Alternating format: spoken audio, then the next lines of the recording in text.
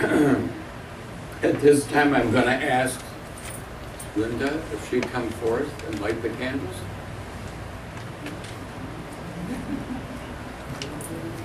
Get it right this time.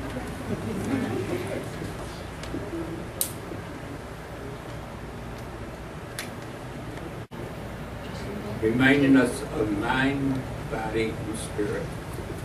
Right? Let us all rise, please, for the invocation. And please remain standing for our opening hymn.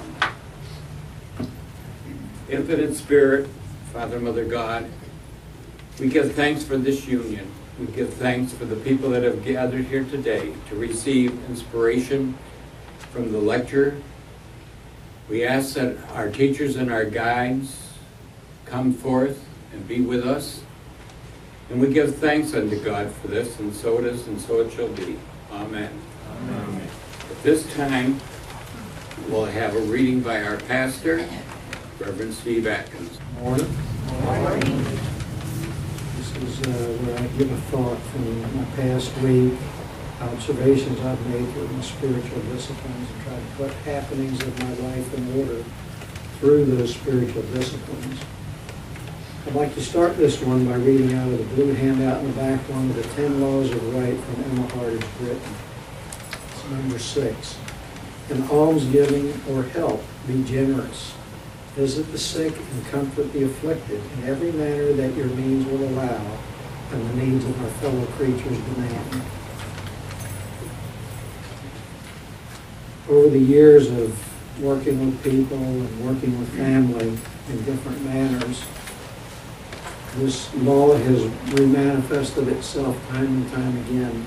And something as simple, I was a little late this morning because I got a Shar-Pei that's about to give birth to the little puppies, and she is so needy now. Normally, once or twice a day, I hug her and kiss her and tell her everything's all right, but now it's almost an hourly thing. She's coming up and wanting to be told everything's okay.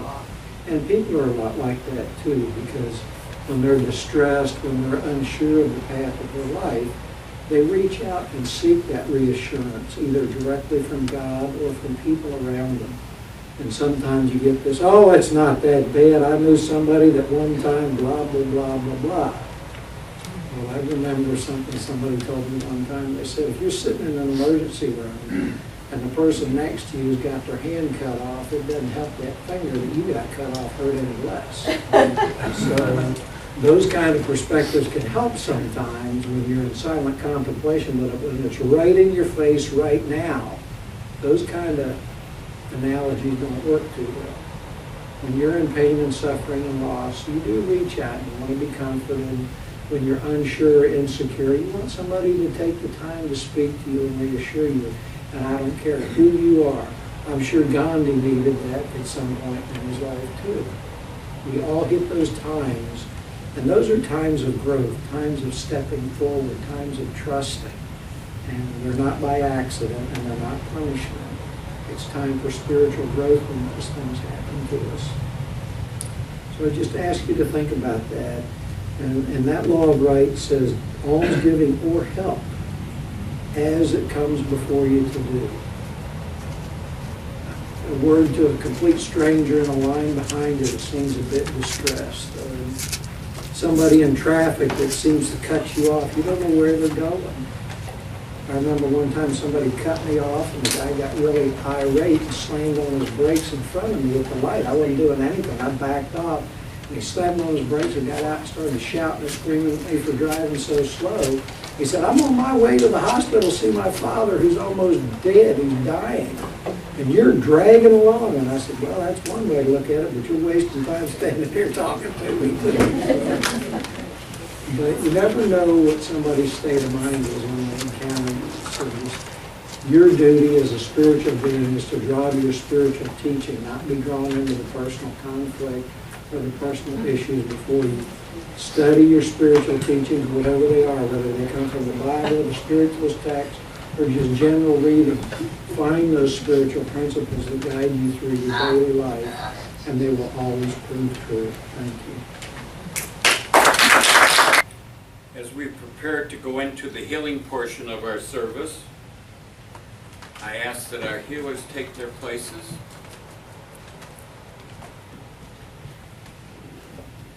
And if you look on the back,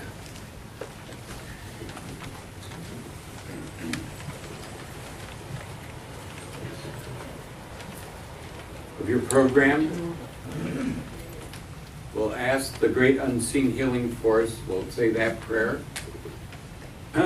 I ask the great unseen healing force to remove all obstructions from my mind and body and to restore me to perfect health. I ask this in all sincerity and honesty, and I will do my part.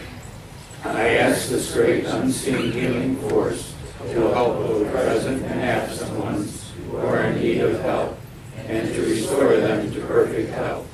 I put my trust in the love and the power of God. When you hear this bell,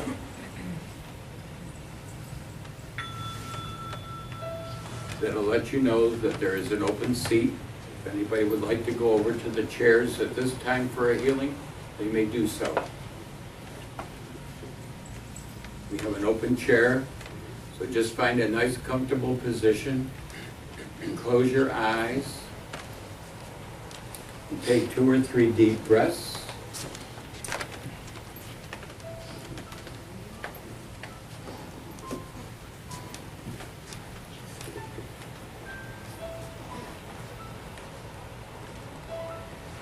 And as we invoke all the healing angels this morning, and the healing angels come into the room,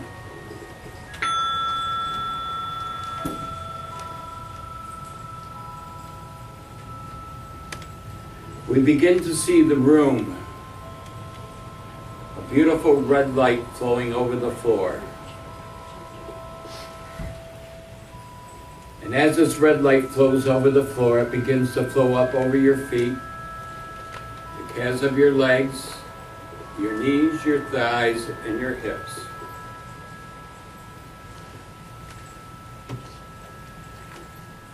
And as you take a deep breath, it moves up into the abdominal area, the chest, the arms, and the head. And you turn yourself red inside and out.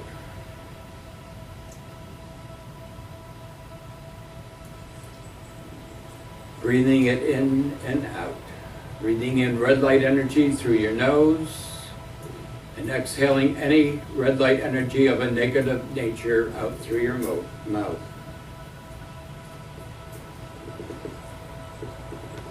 And then we invoke a beautiful orange light.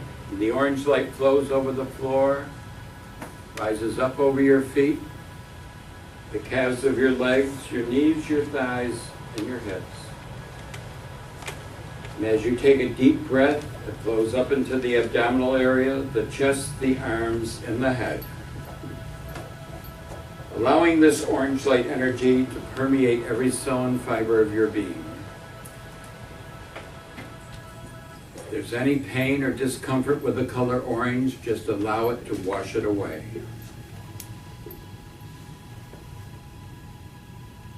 And now as we invoke a beautiful yellow light energy, the yellow light energy flows into the room, flowing over the floor, flowing up over your feet, the calves of your legs, your knees, your thighs, and your hips.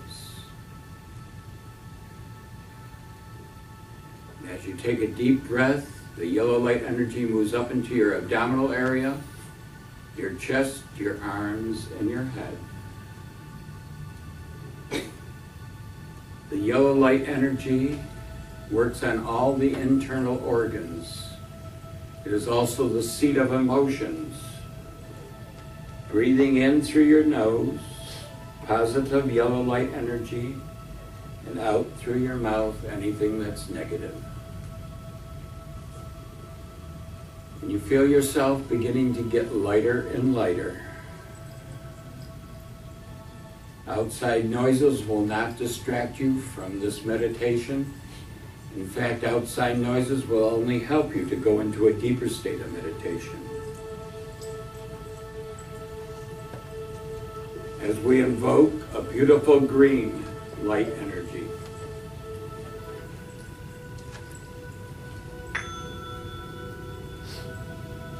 And green light energy flows through the room.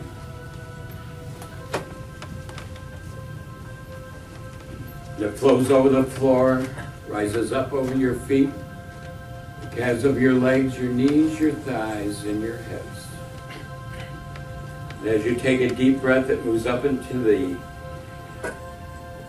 abdominal area, your chest, your arms, and your head.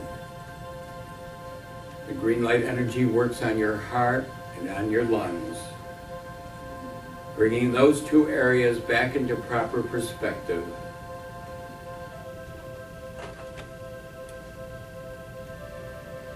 Breathing in and out the green light energy.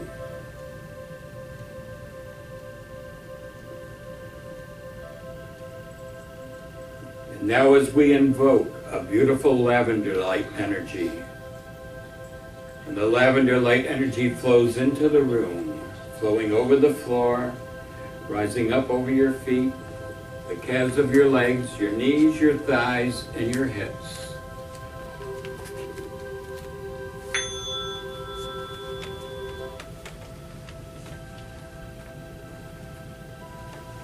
And as you take a deep breath, it moves up into the abdominal area, the chest, the arms, and the head.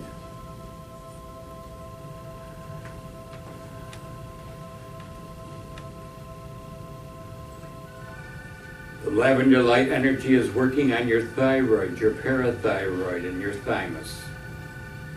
This is the gateway between lower self and higher self.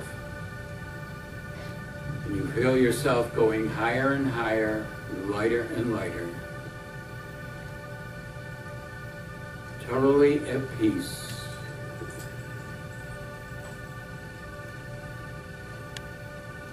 And then the energy in the room as we invoke a beautiful indigo light blue energy. An indigo blue flows into the room, flowing over the floor, rising up over your feet, the calves of your legs, your knees, your thighs, and your hips. And as you take a deep breath, it flows up into the abdominal area, the chest, the arms, and the head. This is activating your third eye. It also, this indigo blue, restores your nervous system back into proper balance.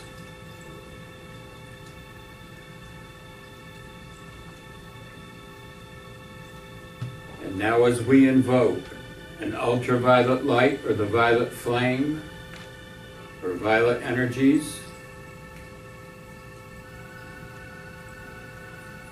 breathing it in and out.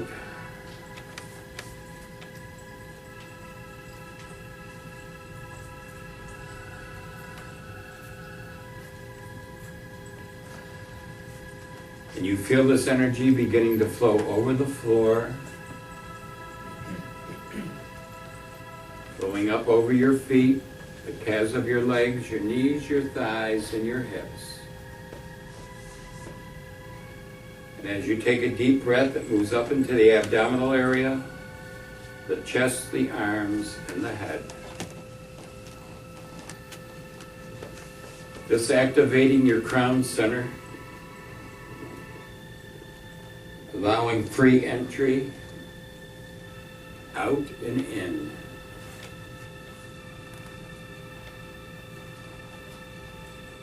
And now picture 2 feet above your head, a beautiful cosmic white light.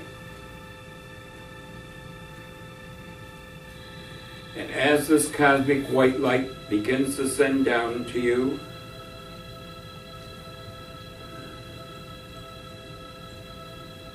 flowing down over your head, over your shoulders, all the way down the back of you and the front of you.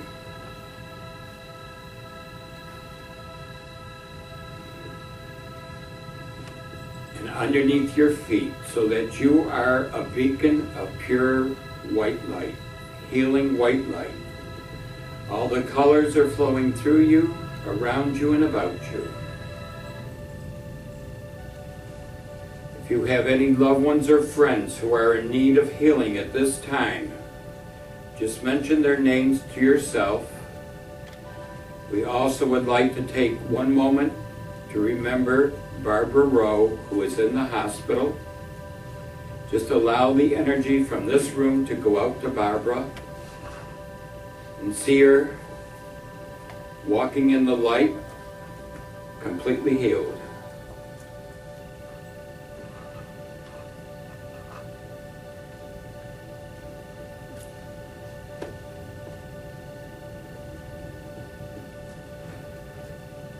And then please repeat after me to yourself, I am love. I am love. I am love.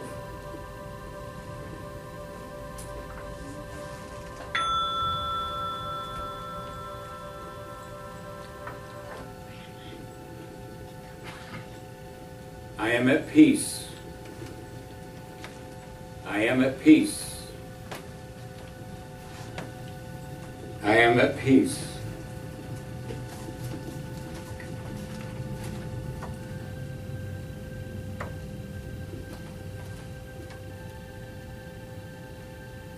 I am one with God. I am one with God. I am one with God.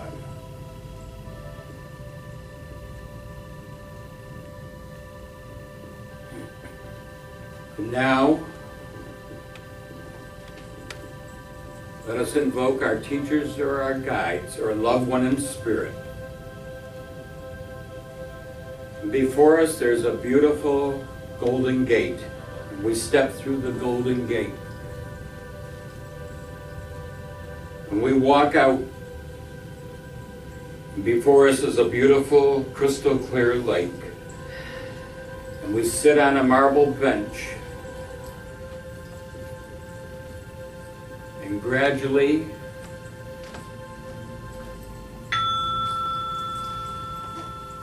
either a loved one or one of your teachers or guides begin to appear.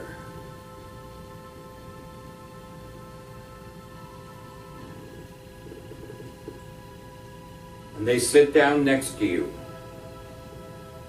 and listen to their words of wisdom, knowledge, and unconditional love in the silence.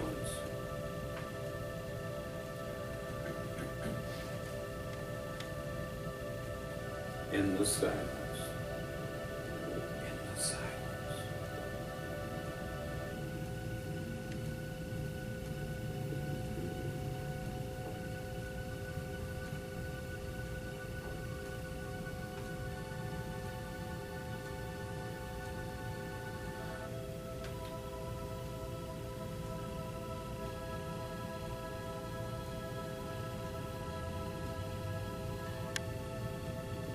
Now that loved one, or your teachers, or your guide, begin to dissipate. And you give thanks for their appearance. As you begin to walk back through the gate, the beautiful golden gate, we begin to flow back through the colors of the rainbow,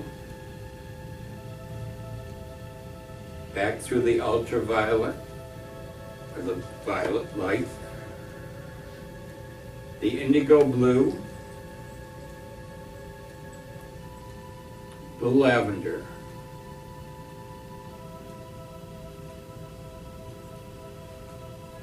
the green,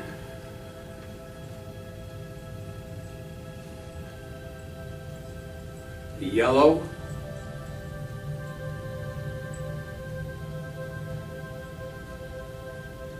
the orange,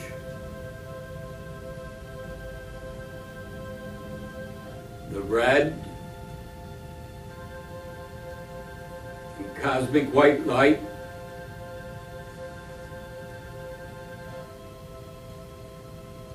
And now send down from your feet 2 streams of red light into the center of Mother Earth. And there is a beautiful golden anchor. Attach these streams of red light, and as you take a deep breath, begin to pull up Mother Earth's energies up through your feet, feeling your toes coming in, moving up over the calves of your legs, your knees, your thighs, and your hips. As you take a deep breath, it moves up into the abdominal area, the chest, the arms, and the head. And another deep breath. Coming up, back into your bodies, all the way up to the top of your head. And one more deep breath to center yourselves back into your physical bodies. Bring your hands together in front of you in a very prayerful position, fingertips to fingertips, palms to palms.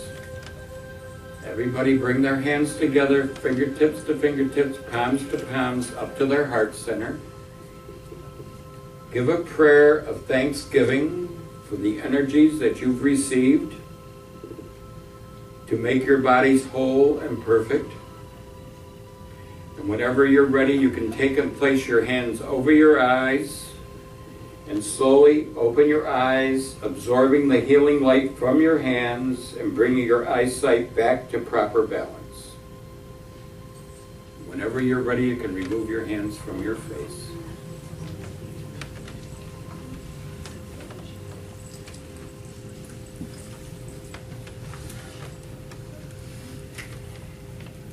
Let us rise, please, and sing hymn number 7, This Little Light of Mine.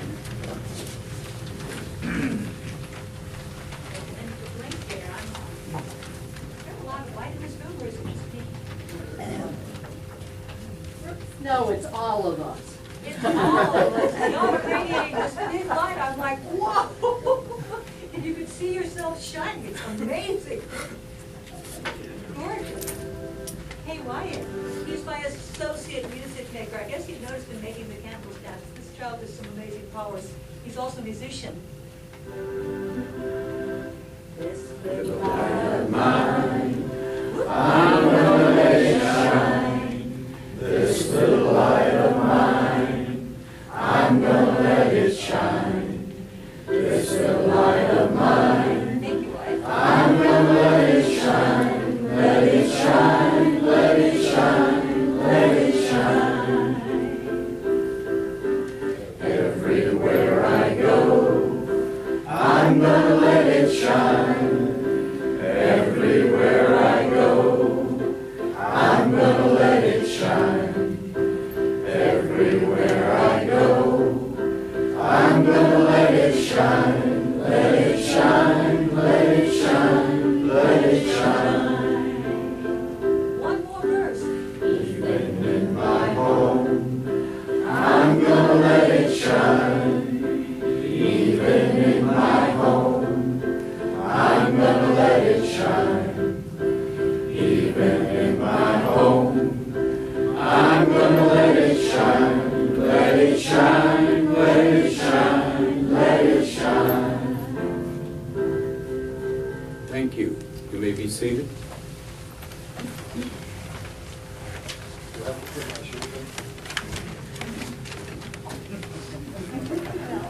We are in the house of God. Barefoot on the sand. Yes. I'm going to bring in a pile of sand for him to walk on. It gives me a great deal of pleasure today to introduce your speaker. He's not a native of California, of Florida, or any place else. He's not even from this planet. He does reside in Montreal, and we get our presence here with him for about 6 months out of the year. So, without further ado, let's please give a warm welcome To the Right Reverend Robert Johnstone.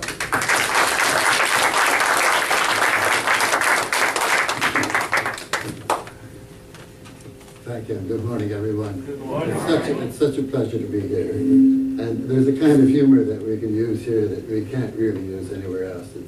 You're just so friendly. And one of the things that I feel Dr. Thomas and I work so well together, and why I asked him to chair this morning, is because my humor seems to, it doesn't really affect him. No matter what I say to him, he always behaves the same way. And sometimes I've said some things that were not appropriate, and I realized after, but he still never mentioned a word. A wonderful teacher, so I'm proud. Also, Steve, I'm very pleased to be here, and thank you for your encouragement. Is the mic working okay? Dr. Thomas needs to turn his off. You turn yours off. Mine's off, Bob. The boss says it's not. Mine is off. Okay? It's just because you got so much positive You're energy spoken behind spoofing it. Well, it's that meditation you did. I'm here today because nobody else would have me on this Sunday. I tried at Casadega and I was booked. They were booked with somebody else. This is the third year that has happened. And I actually tried a couple of other churches that I knew, and I didn't want to bother Steve too much because we know each other so well that sometimes it's not good to say, can I come and work at your church? And he might, give him the opportunity to say, gee, I like him, he's a friend, but I'd have to say no. I haven't said no so often. So when I ran out of churches, I finally asked Steve, and I really owe him. I really owe him for that. And I owe him for so many years of good friendship and being there, as I do with Dr. Thomas. So it's really great to be here. When Dr. Thomas did that meditation, and at the end he asked you to say, I love me. That's one of the hardest things that I've had to accomplish. Tomorrow I'll be 75, and I still have to say, it's probably one of the hardest things that I still have to accept about myself. I am loved, I am truly loved. I don't know how many of you folks feel that, because we're brought up to say, you can't say that.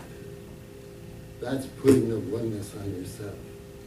In finding spirituality, I found that that's the most important thing that I can give somebody else, is to feel my love for myself, and I can generate it to others. And that's what I've learned from my spiritual teachers, such as Steve, such as Dr. Thomas, and such as each one of you, as to what you give me. It's so important to learn from other people. Another difficult thing I had was finding what groups I belong to. Have you ever felt that you don't belong in that group, or you don't belong with that family member, or you don't belong with that friend? And you push yourself in. You say, I gotta learn from these people. Those people really don't want you. They're not playing the notes that you need. They're not there. They're at their level of consciousness. So you're not harming, because when I pushed myself into positions that I wasn't wanted, I caused them a problem, because they were wondering, how am I going to handle this guy? What am I going to do with this guy? I had a marriage like that for 25 years. That I tortured a woman to death, and I guess he tortured me. 25 years. I don't know how many other people would stand here and say that and admit that. She's a good woman. She's a wonderful woman, great mother. We were just not compatible. The music notes didn't play the right notes. And we're all in that.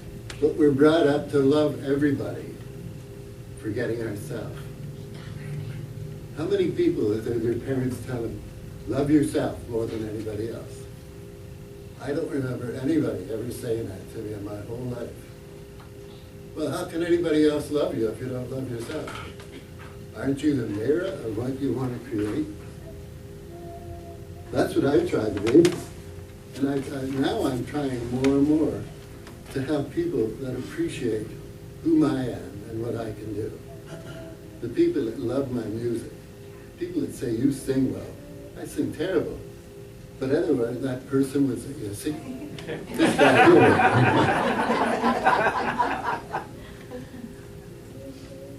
Am I beating the right drum here? Yeah. Judy, I had trouble with your vibrations when I first met you. And it's nothing to do with you, it's something to do with me. But this morning, my talk with you, I felt this is a different lady. This is a different lady. But I think I've risen to her area and to her notes in life. I've learned the lessons that I have to appreciate who she is. And we have to go through that. And I don't think you can force anything to do that. There's a couple of other ladies here that really brought me so much last year. They came as students and continue to come as students. And I just felt so good that they were supporting me. I didn't feel good because I was a big shot I was teaching. I felt good because every week they were there, supportive. 3 of the other people backed away. One said she didn't like the nights. The other one said, I don't like the guy, talks too much, doesn't really know what he's talking about. But I realized they weren't meant to be there. They weren't meant to be there. So I feel that I'm meant to be here this morning because I can stand here and confess my sins in front of all of you and guys who will rub it in next week at our breakfast session. But it's worth it because if I can help somebody to see life for what it's worth, if you're having trouble with your relationship, if you're having trouble with your family, if you're having trouble with the grocery clerk, it's not worth it. Try to send them love. Try to find out why they feel like that. It's not easy to love somebody that dislikes you, but you can send the love and then walk away. You don't have to tolerate the nonsense. You don't have to listen to the bad music.